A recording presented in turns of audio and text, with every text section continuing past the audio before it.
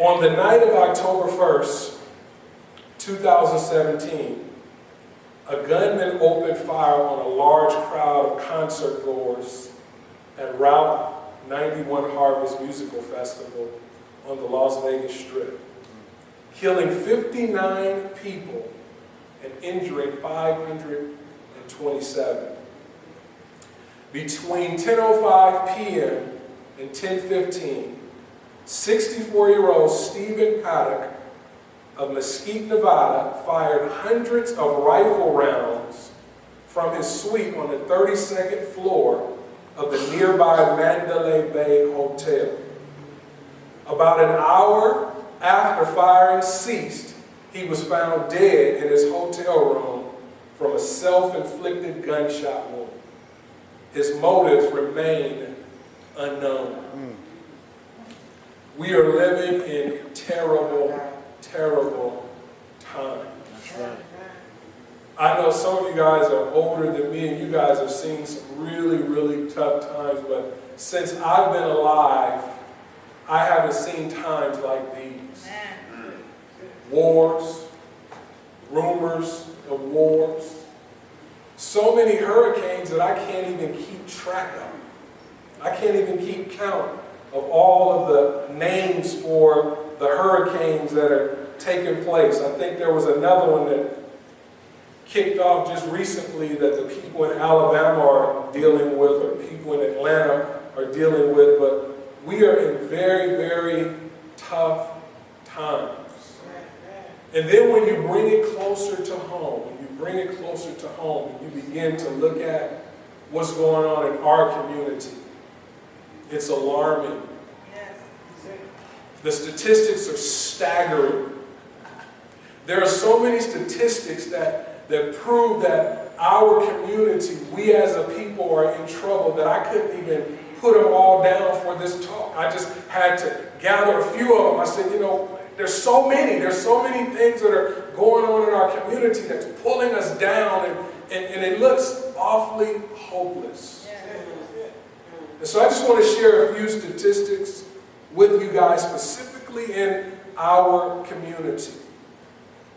1 in 5 black teens and 1 in 6 Latino teens become pregnant each year. 1, 2, 3, 4, 5. One becomes pregnant every single year. We're talking about teenagers.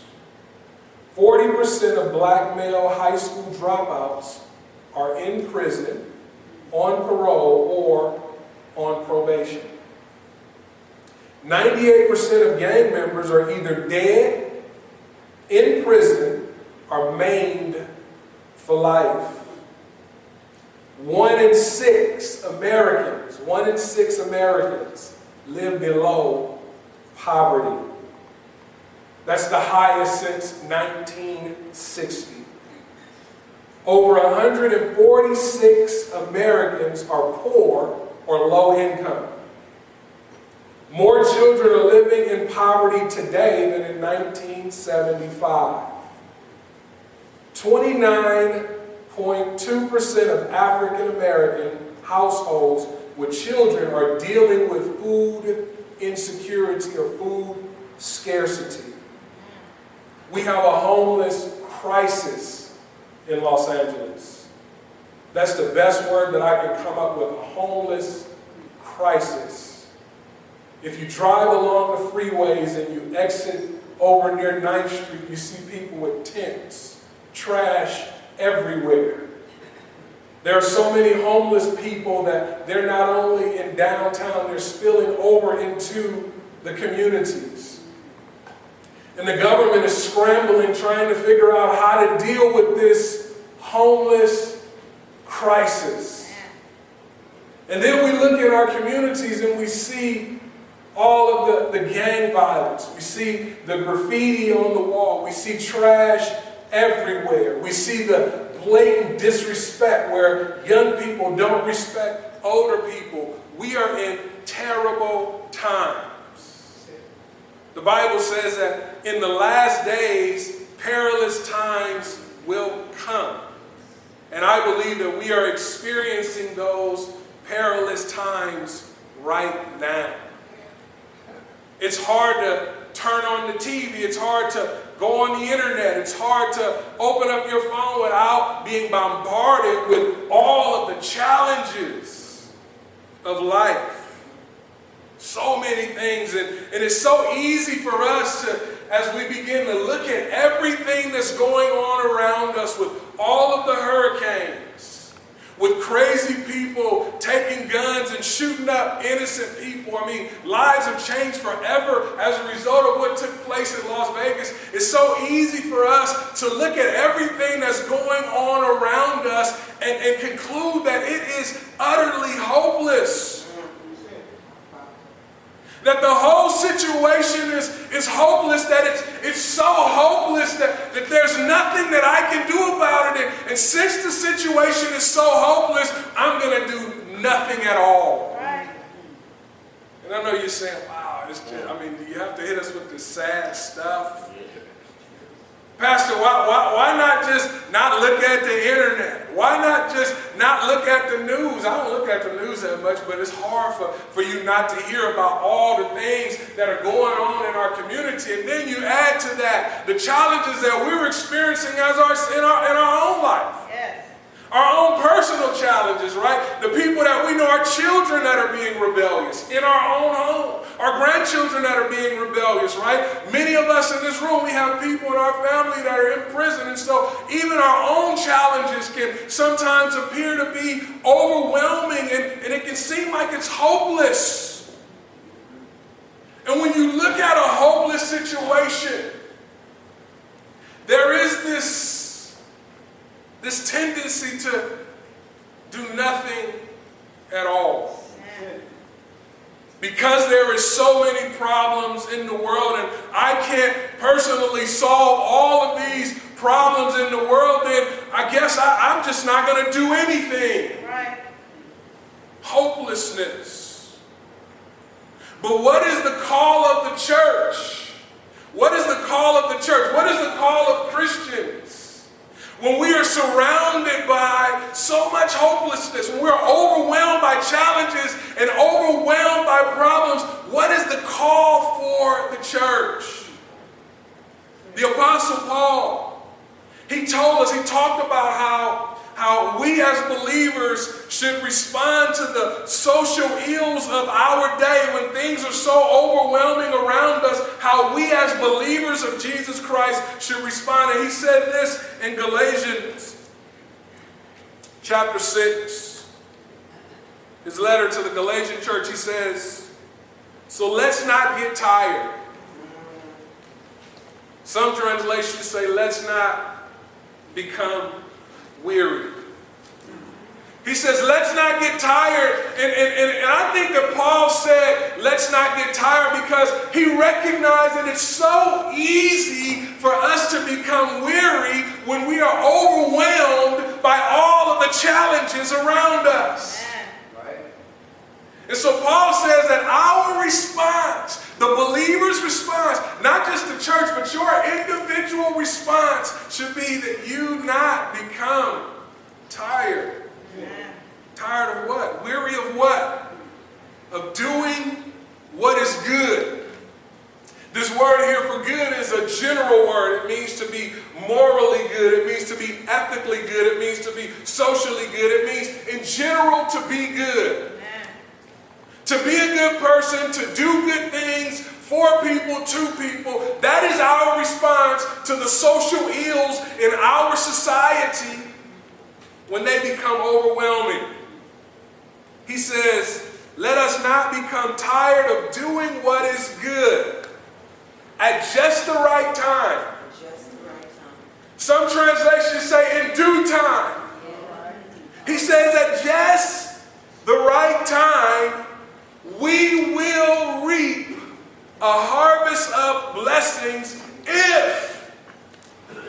See, he says at just the right time. He says, don't get tired of doing what's good because it's overwhelming. Don't get tired of being good because it's overwhelming. Don't lose heart because things are overwhelming and there's so many things going on. He says, at just the right time. at just the right time, you will reap a harvest. Guess what? You and I don't get to determine when the right time is. Our responsibility, according to the Apostle Paul, according to the Word of God, is to do good. To not become tired of doing good, to not become weary with doing good. No matter how overwhelming things may appear, we need to do good, we need to be good. Guess what? This is our opportunity. Right. I'm telling you what God revealed to me so clearly, right? I mean, if we can look around in our church, we've been at this thing for 55 years, right? And you would think that after 55 years, we'd be overflowing with people. We've been turning things around in this neighborhood. And if you look around and you see, even for me as a pastor, to look at the empty seats, it can become overwhelming just looking at that I'm putting in the effort, I'm studying, I'm preparing, I'm at the church regularly throughout the week, I'm meeting with people and doing leadership development, but I look around and there's still empty seats. God says, don't get tired of doing what is good. God says, don't be weary of doing what is good. Because at the right time, in due time, and I don't get to determine the right time, and I don't get to determine the due time, at the right time, you and I, we, Peace Chapel, we will reap a harvest if we don't lose heart. See, we cannot give up. Amen. Give up on what? Doing good. Yeah. Being good. And he said this because sometimes you just get tired of doing good when people don't seem to appreciate it. Sometimes you get tired of doing good when it seems like it's not making a difference. And there is this tendency, right? There is this desire where you kind of fight, well, you know what, do I just give up on this thing altogether because it seems like the whole good thing is not working? Should I try something else? Paul would say no. God would say no. God says that we need to keep on doing good. We need to keep on being good. And at the right time, in due time, at the right time, we will what? Reap a harvest of blessings. What is he saying? That if we keep on doing what we're supposed to do, that he is going to do what he is supposed to do. We can count on God doing what he's supposed to do. Our job is to do what we're supposed to do, and that is we are to be good to people. Let's just be honest. When you meet a person and you get to know a person and that person is just good to you, that person treats you nice, that person treats you with respect, that person is courteous to you, there's just something about that person that's attractive. It doesn't even matter whether or not they're a Christian. You just recognize that this is a good person. With all of the bad that's going on, good people stand out. And so what Paul is saying, what God is saying, what the Bible is saying is that with all of the badness that's going on around us, with all of the hell that's breaking loose, with gunmen just opening fire and killing 59 people and injuring 527 people, with hurricanes everywhere, and it can happen here in California as well, with all of the gang violence, with all of the drug use, with all of the homelessness. Good people stand out. Yeah.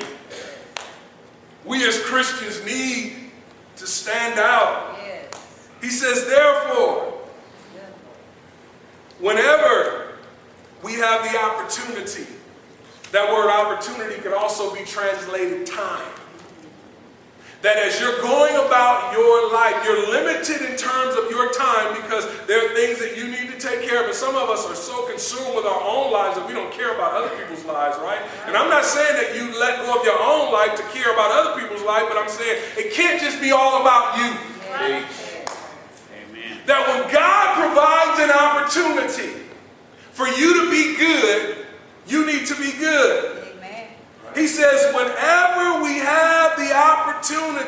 whenever we have the time, we should do good to who? Everyone. Everyone, everybody. Muslims, homosexuals, gangbangers, drug addicts, white people, Donald Trump, his family. We should do good to everybody whenever we have an opportunity to do so. But then he goes on to say this, Brother Craig, especially. See, God doesn't just put words in the Bible just for the purpose of putting words in the Bible. Every word that's found in the Bible is the word of God. He says, do good to everybody. There's never an excuse for Christians to not do good. I just said, the Bible says it. It says, whenever you have an opportunity, do good to everybody, especially those who belong to the household of faith, especially Christians. In other words, in the family of God. Right.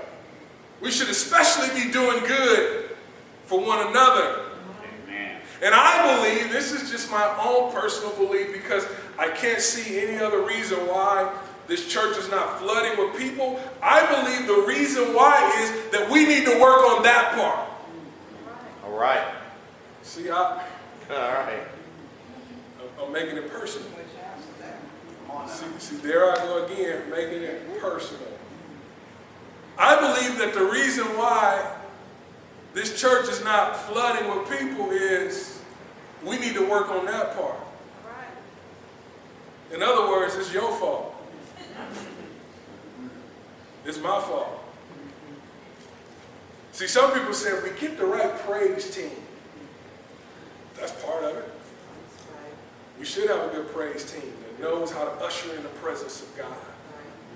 But I think we have that. Some people say we get the right preacher, a charismatic preacher that knows how to move people to action. That's important. But I think we have that. I think we have that. If we get people to do stuff throughout the week, right? Throughout the week, not just on Sundays, throughout the week. If we get people serving in ministry throughout the week, that should do it. And I think that's important. But we got that. The only thing that could possibly be missing is that we're not especially good to one another. Notice I said especially good to one another. Because that's what Paul did, right? He said good. That's everyone. We need to be good to everyone. But we need to be especially good to the family of believers. Right, God. Now, when he's talking about the family of believers, yes, he's talking about the local church, Peace Chapel. And we need to be good to one another here at Peace Chapel. But he's also talking about the universal church as well. That we should never be attacking other churches and other denominations because we don't have it all figured out. And we do this on social media. We go after one another on social media while the world is looking. And y'all claim to be good. Why do I want to be a part of that environment when y'all don't even like each other? See, I'm just getting personal for a minute. I'm telling you, what I'm doing is I'm telling you why the people that you invite to church don't come to church. The reason why they don't come to church is because you're talking about your church to them or around them.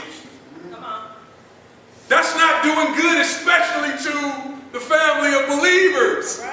See, we can have in-house debates, right? We can have in-house debates. There are things that we can debate in-house over vigorously, but we don't have to divide. And what takes place inside of the home doesn't always need to leave the home. Because the people that are outside of the home don't have all of the facts. They don't have all of the information. And so when they draw a conclusion, they're drawing a conclusion based on your emotional rant. Making it personal for a minute. I'm going to get to the happy stuff. He says, especially those who are of the household of believers, especially those who are Christians, that we need to give special attention to the family of God. We should be good to everybody, but we should be especially good to believers. And then earlier in Galatians 6:2, he says, carry each other's burdens. And in this way, you will fulfill the law of Christ. What is the law of Christ? To love people, right? That is the only law that we need to really adhere to, because everything else falls under that category. And what Paul is saying is that when we carry one another's burdens, we are fulfilling that law of love that Christ introduced in the New Testament. To carry someone's burden means that nobody walks alone in the family of God. Right. That we have to have each other's back, right? And this church seen growth as a result of that. The older generation, they got that. But the newer generation just lack commitment, right? And then there's a disconnect between the older generation and the newer generation. The older generation didn't do a good job of passing down these values to the newer generation. Yeah. And so we reached a standstill. And when you reach a standstill, what happens is you begin to plateau. And what does that mean? That means that older people begin to pass away because, in this life we live 70, 80, 90, if we're good, 100 years. Eventually, people are going to pass away. And so the previous generation has to pass down those values to the next generation. And we have to create a culture where we pass down these values and these principles from generation to generation. And what is it? We're good to one another. Christians are good people. Christians are supposed to be good people. When we go to a restaurant, Christians are supposed to be good people. When we go to the gas station, Christians are supposed to be good people. When we're on the phone with customer service, Christians are supposed to be good people. Yes. The Bible says, let your light shine so that men will see your good works. You want to be an evangelist? Just be good to people. I'm making this evangelism thing easy. You say, I don't want to go door to door. I don't want to go door to door either. But you can still evangelize without going door to door. Just be good to people. Yes. And especially good to people in the church. So I want to introduce something to you, a concept that I want to introduce to you guys as we start this brand new series that I'm calling Restoring Hope. Here's the concept. I can't help everybody. I can't help everyone. You can't help everyone. But just because I can't help everybody does not mean that I should not or I can't help somebody. That's right. I want to say that again. I can't help everyone, but I can help someone. Yes. So I will do for one what I wish I could do for everyone.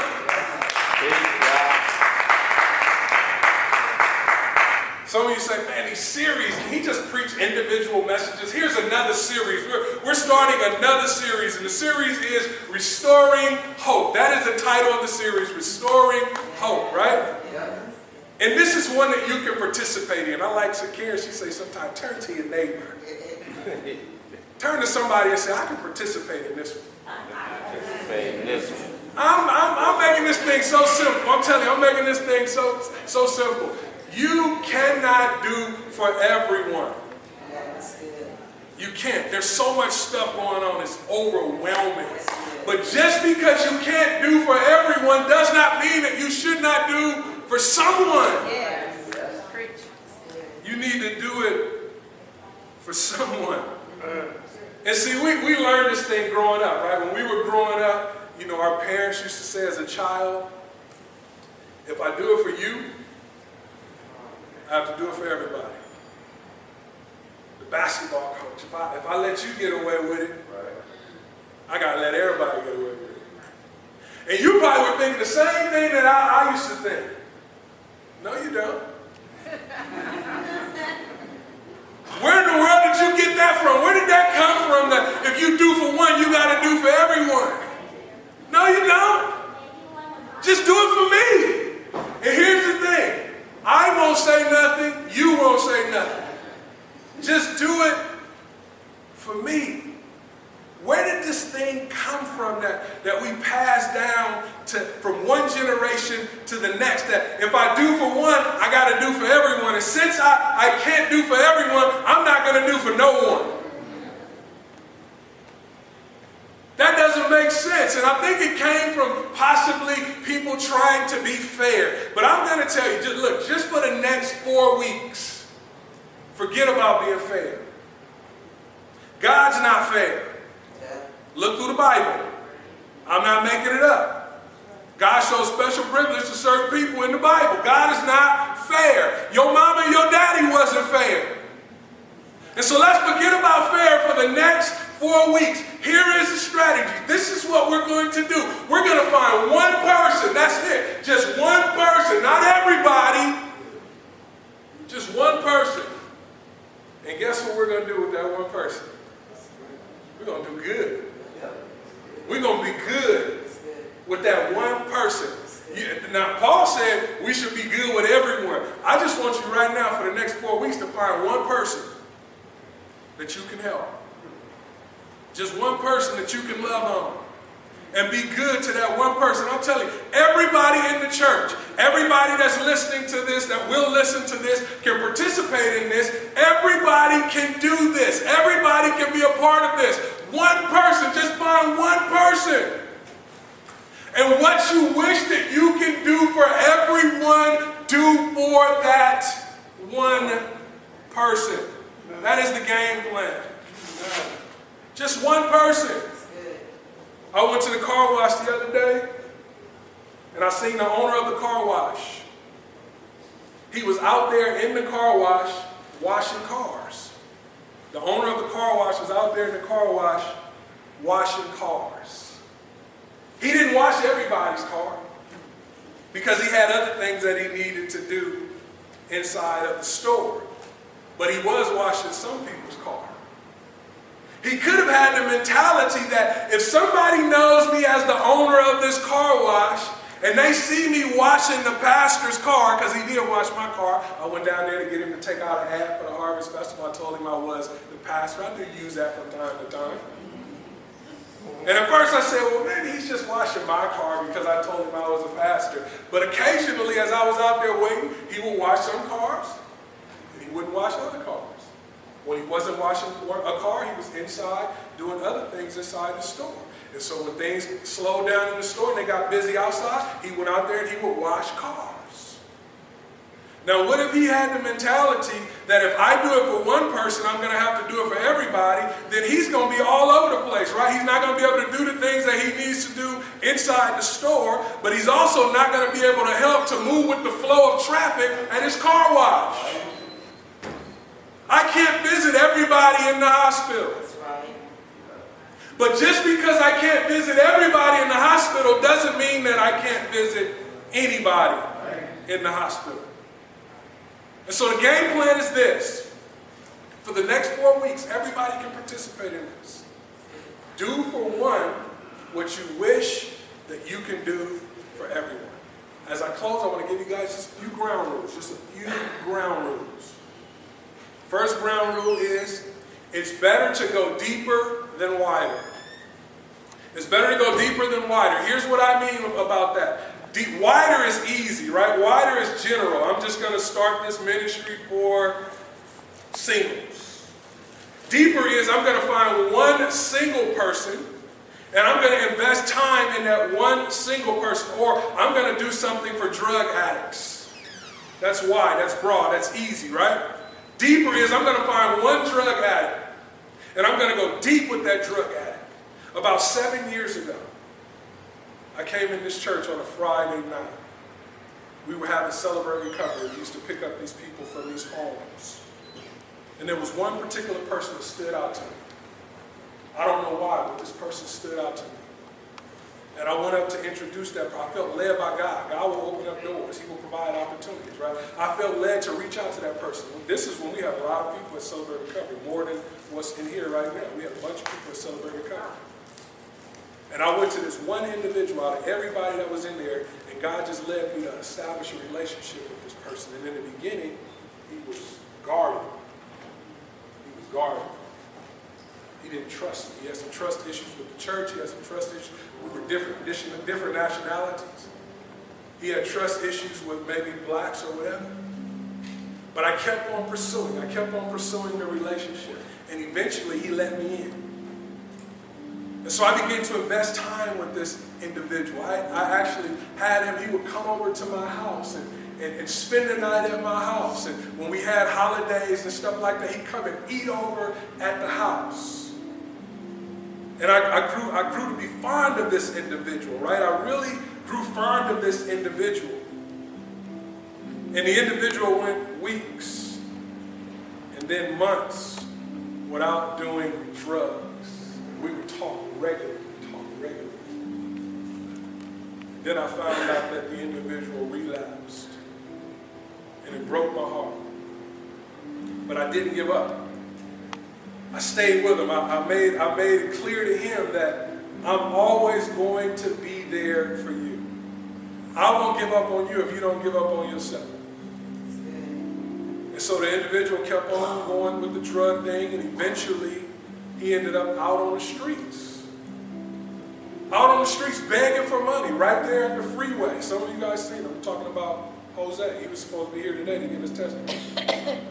He couldn't be here today because his fiance lost her son, and he's there with her. And so he was going to give his testimony, but he was out on the streets begging for money, dirty clothes, sleeping out on the streets. He went from one freeway to the next. And I pleaded with him, come in, I can help you. Get off the streets. You don't have to live like this. And he refused. And then one day he came to his senses. And he came back to the Lord. And he got off the drugs. And he ended up moving to Texas. But the point I'm making to you is I never gave up on him. I didn't just go wide reaching out to all of the people at Celebrate Recovery because I can't help all of the people at Celebrate Recovery. But God gave me an opportunity to help one person. And it wasn't shallow, it was deep. I allowed him to be a part of my life, and I was a part of his life. And because of that, I believe that God used that to bring him back. I believe that the things that I was saying to him when he was out there on the streets, he was remembering those things, and it helped him to come to his senses. We got to go deep with one. And so it's not about going broad, it's about going deep. And we have to be willing to go long term, not short term. Long term, not short term. This is an investment. And then lastly, I added another one after this. You need to use time, not just money. It's easy for us to throw money at stuff, right? $10 here, $10 there. And we think that's what the city is, that's what the government doing. They throwing money at this situation, these situations, right? And money is not always the answer. You need to use time. You need to spend time with people. That's what's going to help people. That's what it means to be good to people. Spend time with them. Use time, not money. And then lastly, this is one that I added. It was this morning. I said, this is important. Don't be a codependent. To help people does not mean that you do for people what they should do for themselves. That's not helping people at all. See, my rule is this. When I'm helping someone, it's 90% you and 10% me. It has to be that way. See, we can't help everyone. The one that's serious about getting their life together, they're going to put in some work. They're going to put in a lot of work, but they're going to need some support. That's where you and I step in at. We got to be good to people, church. This church can make a difference in this community if we would get this one principle together. We got to be good to people. Not just people who can do something for us in return, but people who have no possibility of doing anything for us in return. I didn't expect anything from Jose. Nothing. It was all for him. It was just God led me to be good to this man. And I remember on my birthday when he had got him a job, he had him a little money carrying. The dude gave me a car with $300 in it. I've gotten more than that from people for my birthday, but nothing touched my heart like that did. It was from Jose. It was from somebody that I had invested in. He gave me $300. If he would have gave me $1, it would have still had the same impact. You got to do good to people. We got to be good to people. That's what we want Peace Chapel to be known for. This church has people who are good. They know how to treat people. people outside of the church and they know how to treat people inside of the church. When you get this locked down, not faking and pretending, just being good to people, you're going to be like a magnet. Yeah. It's going to be hard to keep people away from you. They're going to be attracted to you, and they're going to be attracted to this church, and this church is going to be a sticky church. And then we'll be able to address the real issues, right? That's what gives us the opportunity to address the real issues, just being good to people. Next week, we're going to talk about the real issues. But this week, you only have one assignment only. One person. You probably thought about that one person when I was talking. It could be your child, it could be a grandchild, it could be a neighbor, it could be a brother or sister, it could be somebody in this church. One person that you can be good to, that you can do good to. And watch what God does through you. Imagine the one person that was good to Apostle Paul, and how the Apostle Paul impacted so many in the church today. What I wish I could do